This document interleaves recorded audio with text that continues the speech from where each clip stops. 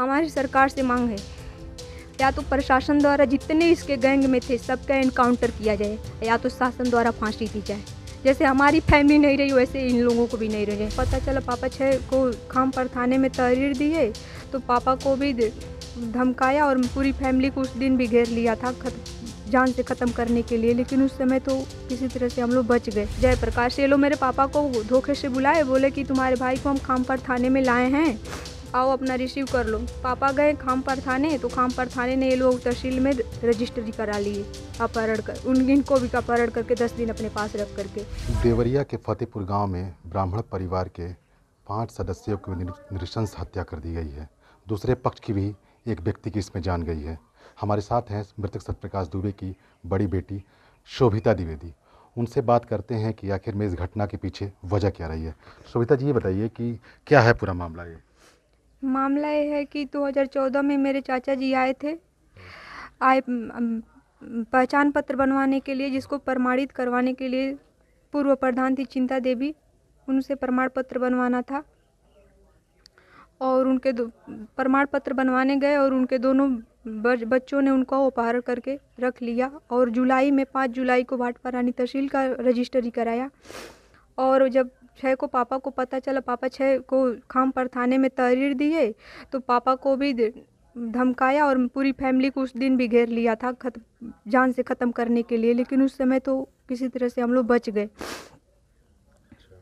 और 10 तारीख को फिर रुद्रपुर तहसील का लिखवा लिया।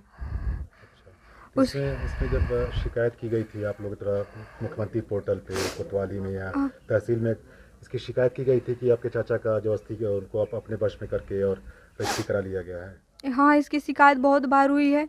रुद्रपुर एसओ उस समय वीरेंद्र यादव थे, इसके तरफ से 3 लाख रुपए घूस लिए थे और घूस लेने के सिक्के पे इसके ऊपर कोई केस नहीं किए, जिसके वजह से इसको सम्मानित देश का वरिष्ठ नागरिक कहते हुए इसको बरी कर दिए।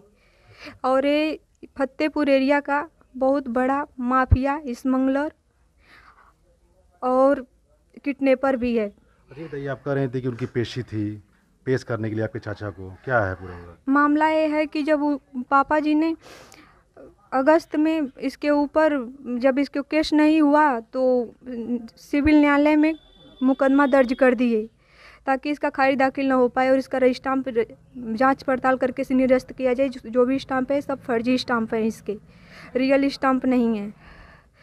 तो उसके बाद मेरे पापा को भी अपहरण करके और एक और दूर के रिश्तेदार नहीं, वो पूर्व हमारे कोई वंशज के नहीं है, ओ श्री प्रकाश, श्री राम, जयप्रकाश, ये लोग मेरे पापा को धोखे से बुलाए, बोले कि तुम्हारे भाई को हम खामपर थाने में लाए हैं, आओ अपना रिसीव कर लो। पापा गए खामपर थाने तो खामपर थाने ने ये लोग तहसील में रजिस्ट्री करा लिए अपहरण कर, इनको भी अपहरण करके 10 दिन अपने पास रख करके। जब इसकी बात हमको जानकारी हुई तो हमने उस समय भी सीबीआई को जांच दी थी। तो जब सीबीआई को जांच पड़ताल में आया तो मेरे पापा को मतलब छोड़ दिए ये लोग। अच्छा, ये बताइए अब क्या चाहते हैं आप लोग। और उसके बाद से तब से आए दिन टॉर्चर करते रहे। फिर 2018 में 5 दिसंबर को ये सब लोग मिल करके जो भी फसलें थी उस पर ज़बरदस्ती कब्जा करके कटवाना पिटवाना और फिर हम लोग को टॉर्चर करना, जान से मारने का। उस समय भी ये लोग रंजिश रचे थे, लेकिन उस समय बच गए हम लोग। अच्छा, ये बताइए कल प्रेम यादव क्यों गए थे घर पे? कल वो इसलिए गए थे कि 2020 में एसडीएम रुद्रपुर के एसडीएम और एसओ ने मिल करके पापा को ज़बरदस्ती इस केस को सुलह करने के लिए बुलाए थे लोग जनता दिवस के दिन। पापा ने सुलह नहीं किया, उसके वजह से एसडीएम और एसओ दोनों लोग पूरी प्रशासन मिल करके वो ज़बरदस्ती उस दिन भी हम पूरी फैमिली को घेर करके ज़बरदस्ती असलहों के नोक पर खड़ा करके और एसडीएम ने अपनी नौकरी बचाने के लिए पूरी जो भी फसल थी कटवा दिए।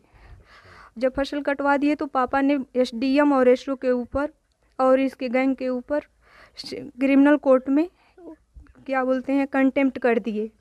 जब कंटेम्प्ट कर दिए तो उसी कंटेम्प्ट की केस चल रही थी। लॉकडाउन की वजह से मतलब एक्शन में नहीं अभी तक आ पाई थी, लेकिन कल संशोधन के बाद कल 4/10/2010 को कल डेट था और इस डेट पे एसडीएम एसओ और इसके गैंग की पेशी थी। अच्छा, जिसकी रंजिश को लेकर एक कल सुबह ही गया और टॉर्चर करने लगा। और टॉर्चर करते वक्त हाथापाई में मेरे बीच वाले भाई से ही कुछ चीज़ से चोट लग गई, जिसकी वजह से इसका डेथ हो गया। और इसकी गैंग ने फायरिंग करके मेरी पूरी फैमिली जो वर्तमान में थे सबको ख़त्म कर दिया। अब आप लोग क्या चाहते हैं, सरकार से क्या मांग है आपकी? हमारी सरकार से मांग है या तो प्रशासन द्वारा जितने इसके गैंग में थे सबका एनकाउंटर किया जाए, या तो शासन द्वारा फांसी दी जाए। जैसे हमारी फैमिली नहीं रही वैसे इन लोगों को भी नहीं रह जाए, क्योंकि ये भारत की संविधान है, कोई नौटंकी नहीं। बताया जा रहा है कि उनका घर जो प्रेम प्रकाश वो भी कहीं इलीगल बना है। अब सब टोटल इलीगल है। उनकी क्या जो भी चाहते हैं आप लोग, घर गिरा जाए उसका? जैसे हमारे घर को तहस नहस किए हैं वैसे ही जितने इनके घर इनके सगे संबंधी इनके गैंग में शामिल उन सब लोगों के घर पे योगी जिसमें यही डिमांड करूँगी कि इन लोगों के घर पे भी बुलडोजर लगाकर गिरा दिया जाए। और भी आर्थिक मुआवजे की मांग करते हैं? आर्थिक मुआवजे के लिए मैं मांग करती हूँ कि मेरे तो माता पिता नहीं रह गए, चाचा भी तो पता नहीं 10 साल पहले ख़त्म हो गए, वर्तमान में मैं ही हूँ। या तो योगी जी हमारे तीनों भाई बहनों का टोटल भरण पोषण का व्यवस्था करें, या तो मुझे सर्विस दें। ज्ञानचंद का पता चल रहा है जो चाचा आपके छोटे चाचा जी नहीं, चाचा जी को नहीं है कल, क्योंकि कल कोर्ट में पेशी थी चाचा जी का, इसके फर्जी स्टाम्प का और इसके टोटल गैंग का, जिसके रंजिश को लेकर मेरी फैमिली को ही मार दिया है, जिसमें रुद्रपुर के एसडीएम एसओ कानगो रजिस्ट्रार से लेकर सब लोग शामिल हैं। ये थी शोभिता जिन्होंने बताया कि पूरे इस मामले में सभी लोग शामिल हैं, प्रशासन के लोग जिम्मेदार हैं, क्योंकि अगर ये कार्रवाई हुई होती तो शायद ना हुआ होता। और इनकी भी मांग है कि इनके जो भाई बहन हैं खुद, इनकी आर्थिक मुआवजे दी जाए, और जो इनके आरोपी जो इनके घर को बर्बाद किए हैं, पूरे परिवार की हत्या, उनके घरों पे बुलडोजर चलाया जाए। राम प्रताप सिंह, देवरिया, यूपी तक।